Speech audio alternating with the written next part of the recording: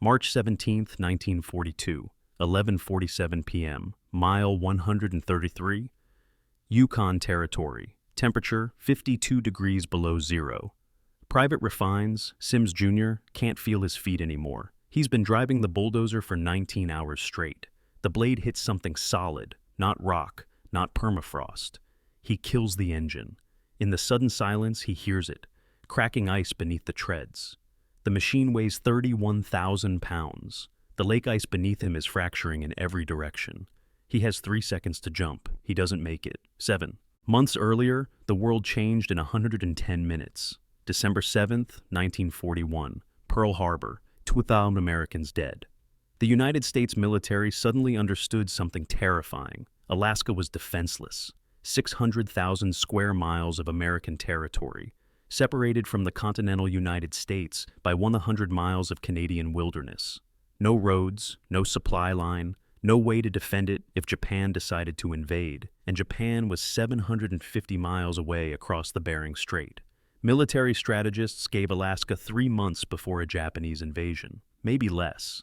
The only connection to the territory was by sea, easily blockaded, or by air, weather-dependent, limited capacity. Every gallon of fuel, every bullet, every soldier had to fly or sail through waters now controlled by the Imperial Japanese Navy. The solution was insane. Build a road, 1,700 miles through unexplored wilderness, through mountain ranges that had killed every expedition that attempted to cross them, through temperatures that dropped to 70 below zero, through terrain so remote that maps listed entire regions as unmapped, territory, approximate only. Build it in 8 months. The U.S. Army Corps of Engineers received the order on February 11, 1942. By February 14th, the first troops were mobilizing. By March 9th, the first bulldozers crossed into Canadian territory. 11,000 soldiers, 7,000 civilian contractors. Average age, 24 years old. 3 out of every 10 workers were African American troops from segregated units. Soldiers who couldn't fight on the front lines, but could die building a road nobody thought was possible. They called it the Alaska-Canada Military Highway, Alcan for short. But the workers had different names for it. The Road to Tokyo, the Suicide Highway, the Devil's Treadmill. The official death toll was 36 workers, officially. The number didn't include men who went missing in the wilderness and were never found.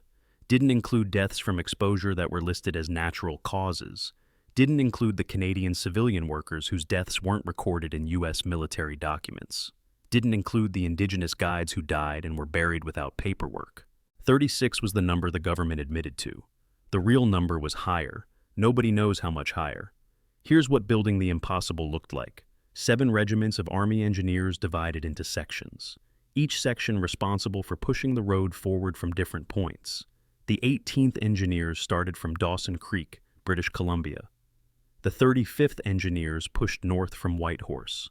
The 340th, 341st, and 93rd, all African American units, took the most dangerous middle sections where 3 mountain ranges converged. Work began before surveying was complete. Surveyors would mark a route on Monday. Bulldozers would cut that route on Tuesday. Bridge builders would span rivers on Wednesday. By Thursday, supply trucks were already using the road, even as it was still being carved out of the forest ahead of them. Speed wasn't a goal. It was the only thing that mattered. Average progress, 2 miles per day. Some days, 5 miles in 24 hours. Other days, 300 feet. The terrain determined everything. Muskeg, a soupy mixture of moss, water, and decomposed plant matter that could swallow a bulldozer whole. Permafrost that shattered blades. Time, 300s, and broke equipment. Rivers running with glacial melt carrying boulders the size of automobiles. Mountain passes with grades so steep that trucks had to be winched up one at a time. And the weather. God, the weather. Summer mosquitoes so thick they killed livestock and drove men temporarily insane. Clouds of them so dense they obscured vision.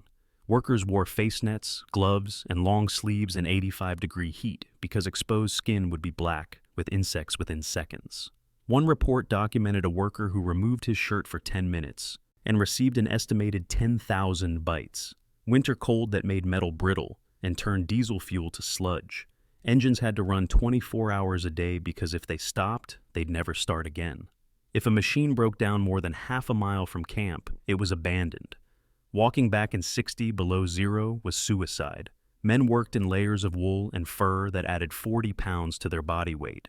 They learned to recognize the stages of frostbite by feel, the tingling, the numbness, the moment when you realize you've lost something permanently. Private Sims Jr. wasn't the first to die. BAMP 600.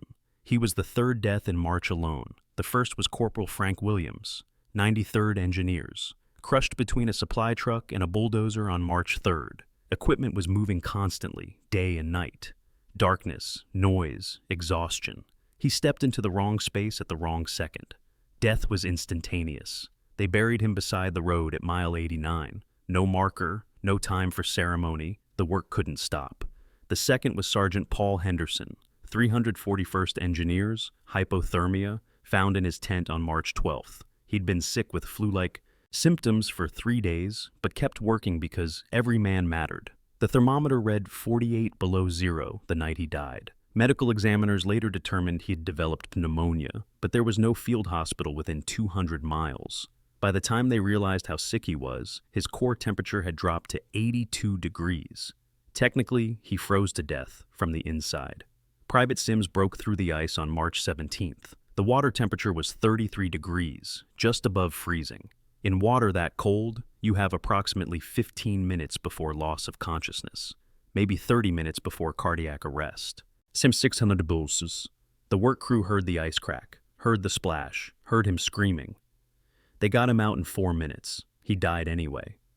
Not from drowning, from hypothermia and shock. The nearest shelter was 2.3 miles away.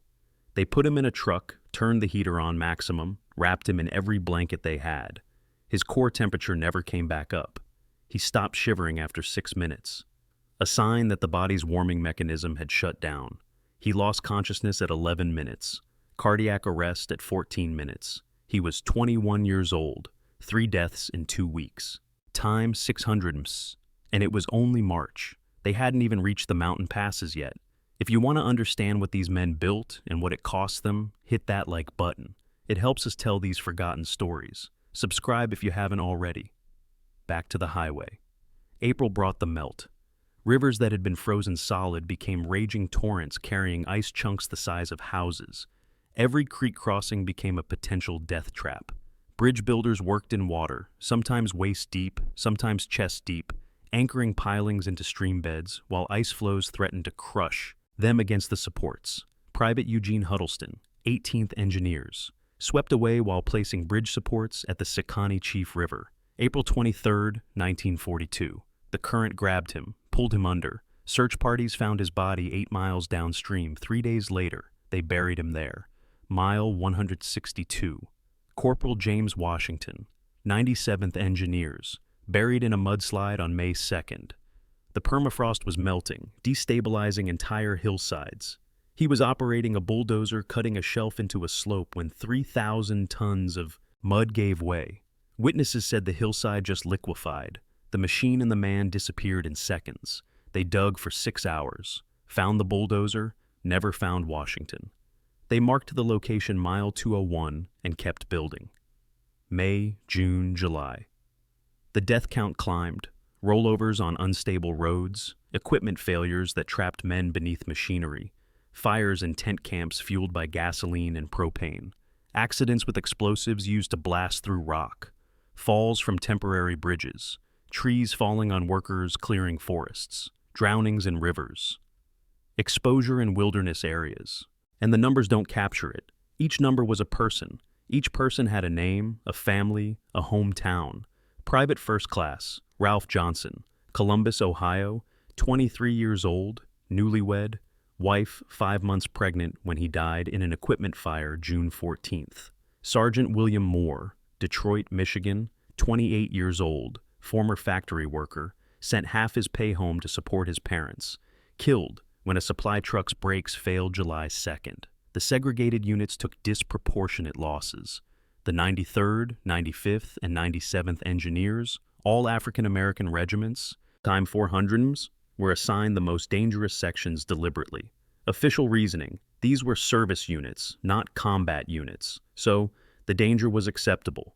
Unofficial reasoning: institutional racism that considered black soldiers more expendable than white soldiers.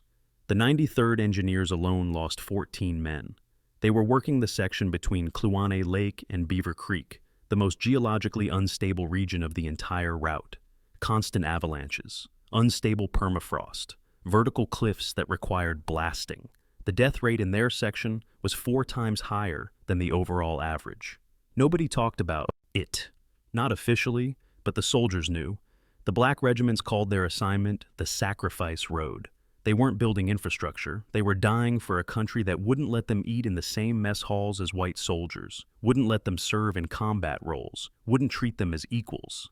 And they died anyway, because the work mattered, because Alaska mattered, because somebody had to build the road, and they were the ones chosen. By August, the southern and northern sections were closing the gap. The finish line was in sight.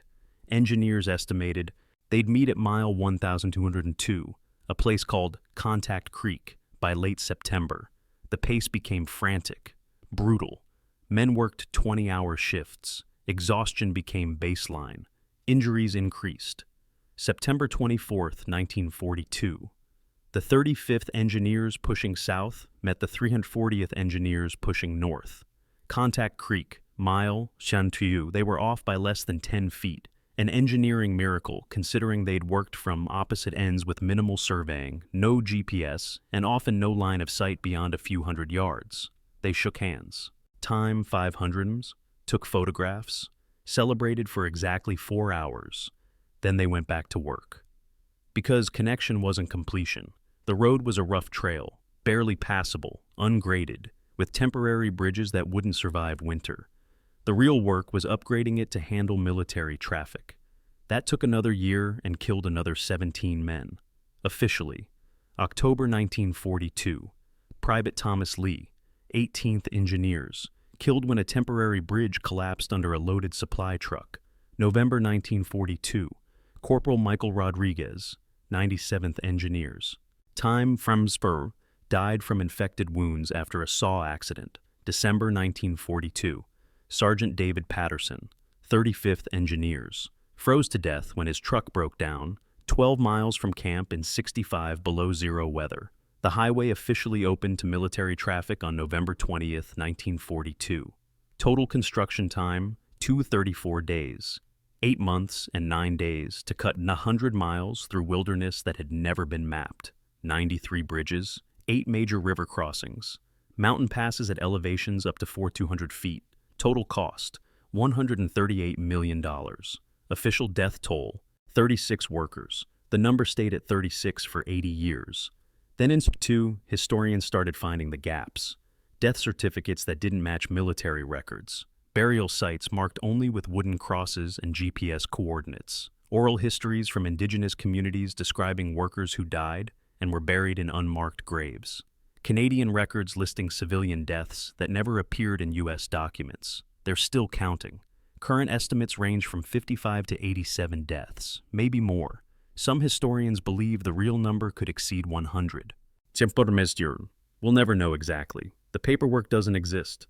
Too many men went missing in too much wilderness. Too many deaths were attributed to natural causes or accidents without investigation. Too many workers, especially Indigenous guides and Canadian civilians, weren't considered worth documenting. What we know for certain, 36 was a lie, a comfortable lie that made an uncomfortable achievement seem less costly. The Alaska Highway was a miracle of engineering and human determination. It was also a mass grave stretched across 100 miles of wilderness. Today, the Alaska Highway is paved, maintained, and open to civilian traffic. You can drive from Dawson Creek to Fairbanks in 2 days without ever thinking about the men who died building it. There are a few monuments, a few plaques, mile markers noting where regiments met or where significant engineering challenges were overcome, but there's no comprehensive memorial to the dead, no official list of names, no central monument acknowledging the human cost. Most of the burial sites have been lost. Wooden crosses rotted away, locations forgotten, bodies never exhumed. The 93rd Engineers, the segregated unit that took the highest losses, received a unit citation in 1945. But individual recognition? Individual gravestones, individual acknowledgement of sacrifice, that never happened. Most of the families never learned where their sons were buried. Most of the workers who survived never received recognition beyond a discharge certificate. Some things don't fit on headstones. You can't monument away institutional racism, exploitation, or the mathematical reality that 36 deaths in 234 days equals one dead worker every 6.5 days. You can't memorialize a man properly, time 350 Sparis serves, when you don't know his name, when the only record of his existence is approximate burial location, mile 89. But here's what matters. They built the impossible. They saved Alaska. They created a supply line that proved critical when Japan invaded the Aleutian Islands in June 1942, exactly as military strategists had feared. The highway allowed rapid deployment of troops and equipment. It allowed construction of airfields. It allowed defense of American territory. They did it knowing they might die. They did it in conditions that would be considered criminal labor violations today. They did it segregated, underpaid, under-equipped, and largely forgotten. Private Refines, Sims Jr. is buried at mile 133. No marker, no gravestone, just coordinates in a military file, 60.24 degrees north, 128.56 degrees west. His family never visited the grave. Too remote, too expensive, too painful. But he's there, under the road somewhere, literally under the pavement. When they upgraded the highway in 1943, they paved over several burial sites rather than moving the bodies. Easier that way, faster, more efficient. So when you drive the Alaska Highway, and maybe you will someday, know that you're driving over ghosts. 36 of them officially, dozens more unofficially, men who died building something impossible because someone decided it was necessary. They deserved better than 36. They deserved their names.